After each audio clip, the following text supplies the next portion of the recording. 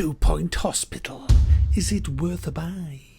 Let's read the words of the developer.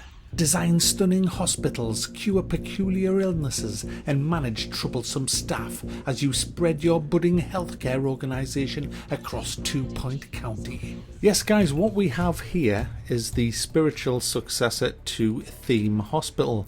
I don't know if many of you remember that gem from probably the early 90s, I would think. I haven't checked, but it's a long time ago.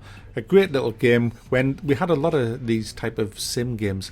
What's happened now with this is it's been brought right up to date with some amazingly gorgeous graphics that remind me of the Wallace and Gromit kind of characterizations of the people, and it just looks so bloody nice. And funnily enough, some of the people who actually worked on Theme Hospital are behind this game, so they know what they're doing. They've been there, they've got the t-shirt, and they have made a game that is absolutely great fun to play.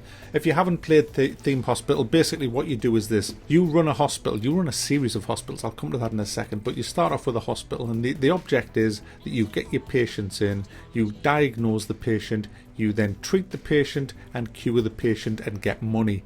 That will allow you to buy more stuff, do the same thing again and buy more stuff and do the same thing again. Sounds very easy, but it isn't. There's a hell of a lot more to it than just that. The way the game plays is, like I say, you start off in a basic hospital and then you spread around the map once you've completed a set of objectives in that first hospital.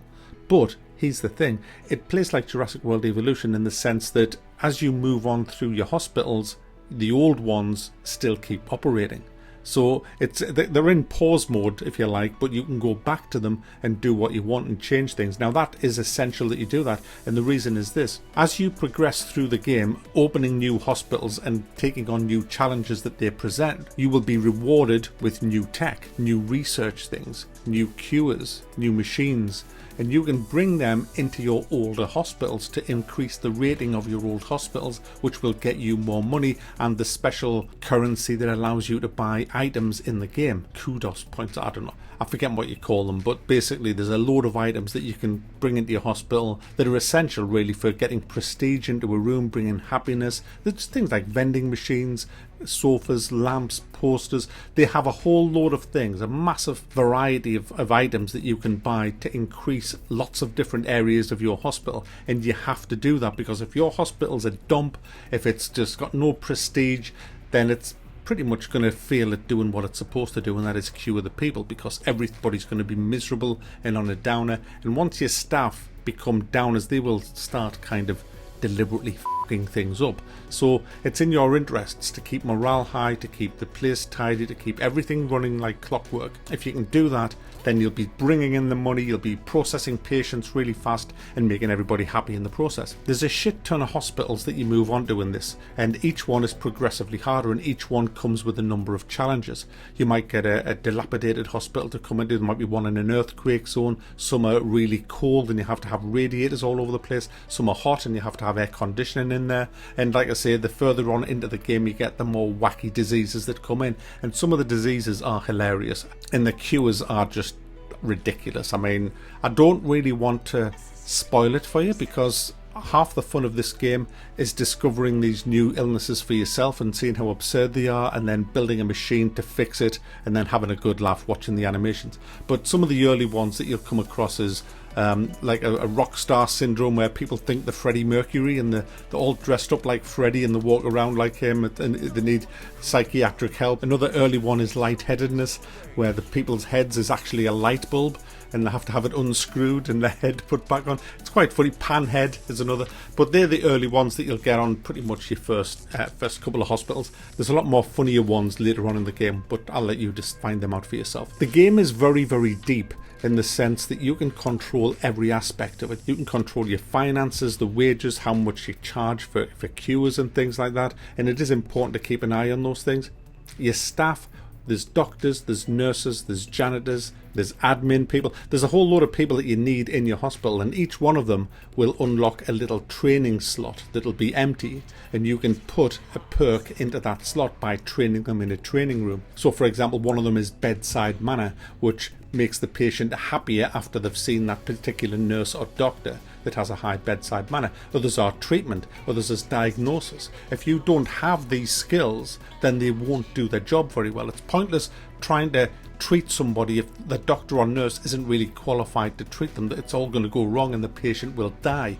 And if the patient dies, they will then turn into a ghost and start haunting the freaking hospital, which is hilarious, scaring all the shit out of everybody, doctors, nurses, patients. So you have to get your janitor to come in and sweep them up with a hoover, a bit like Ghostbusters. But if your janitor isn't trained in ghost busting, he ain't going to do it. Your janitors are also responsible for keeping everything clean, upgrading machines, fixing machines, putting out fires, and all of that kind of stuff. So each personnel that you have employed in your hospital has crucial jobs, and they all require training. And you will come across situations where you don't have the right training and an epidemic breaks out and all hell breaks loose. You have people flooding into your hospital and you can't treat them. You might need to research a special machine. Like, for example, I needed a syringe machine which injects a patient right up their fucking rectum, and it looks really painful, and I didn't have a machine to do that, and I was trying to research it, but I was getting loads of people coming into the hospital and I was having to turn them all away, and it was just panic stations. And then as soon as I got the machine built,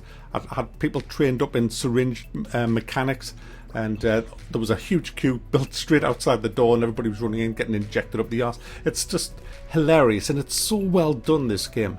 And it is really hilarious, by the way. I mean, one of the funniest parts of the games is the announcements over the tannoy system. Please look out for invisible and potentially lethal diseases. And hospital radio. Some of the people that come on hospital radio, it's just great. It is so well done, this game. Absolutely brilliantly done by the developers. You can see they've put loads of care into this game, loads of effort. They've sat down and thought about every aspect of the game, and they've made it terrific. I can't really fault it. The only fault that I've really come across, there's a bug that I've found in the training room, and it's only happened to me once, and it's happened to my girlfriend a couple of times, where you have a lot of people in training and then the trainer doesn't turn up and none of them get trained, and it still charges you. That's a bug. It's happened to me once, and I've had a little bit of stuttering on the graphics. Other than that, and they are the only faults that I've got with the game. The rest of the game is absolutely fantastic.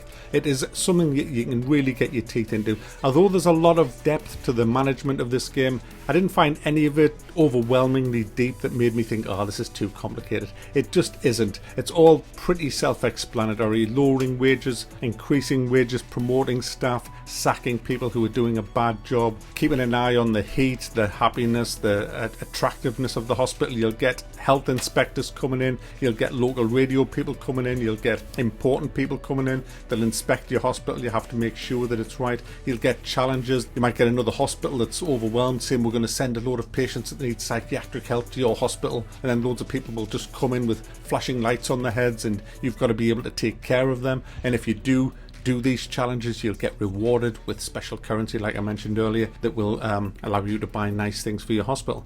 The actual building of the rooms is so well. The interface is just fantastic.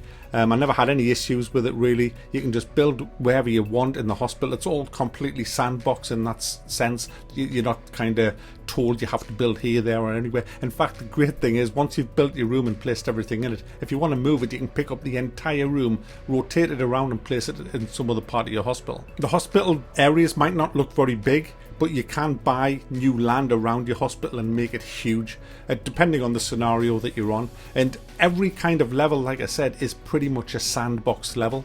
So there's no real need for a sandbox mode in the game, because the whole game is sandbox. Because once you've done the little challenges that you needed and unlocked the new cures or rooms on that particular level, you can take them to any other hospital that you've built and just keep expanding it all the time. It's just unending, to be honest with you. You also get a rating for each hospital, 1, 2 or 3 stars, and you can go back and 3-star all your other hospitals if you like. They've really thought about this in depth. It's a fantastic management game it's not overly complicated, but it's also not too shallow. I think they've got it just right. It looks gorgeous, it plays well, it's funny as you'll have a laugh playing it, and I'm highly recommending this game. It's one of the best games that I've played this year. I love this kind of management sim anyway, and this is the best one I think I've ever played. It's absolutely fantastic.